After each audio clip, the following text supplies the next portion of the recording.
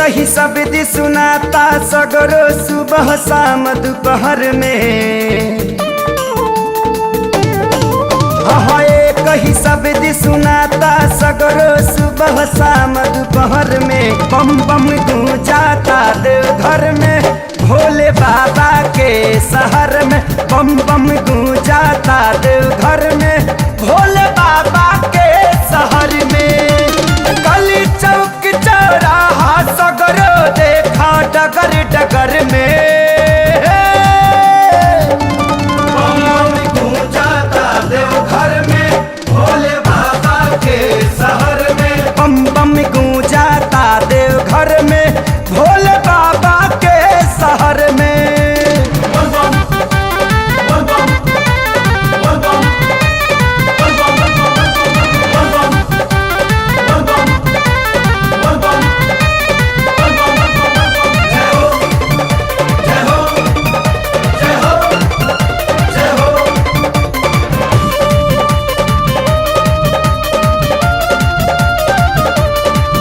हर जुबा पे शिव के नाम हवे, एक ही मंजिल पैगाम हवे।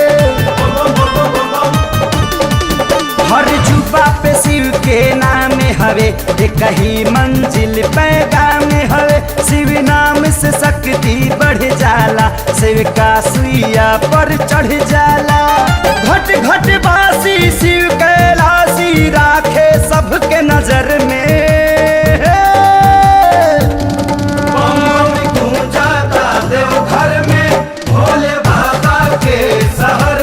बम बम गूंजाता देवघर में ओ भरदानी के शहर में।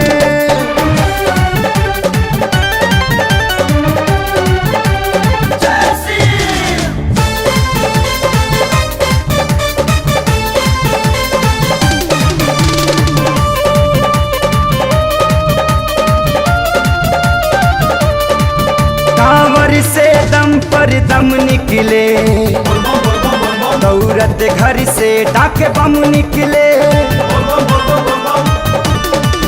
कांवर से दम पर दम निकले, दौरत घर से डाक बम निकले। अब 10 दिशा 14 भुवन से हर हर बम बम बम निकले। डुबकी लगा के कांवरिया जय बोले गंगा लहर में।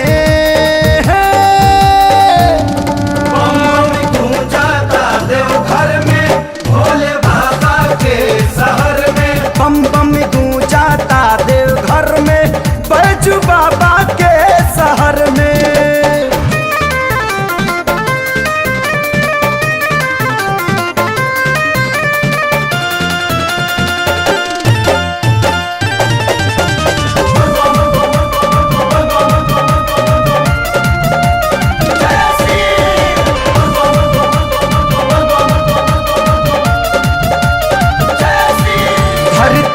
गगन बम बम बोले, 49 पवन हरदम बोले।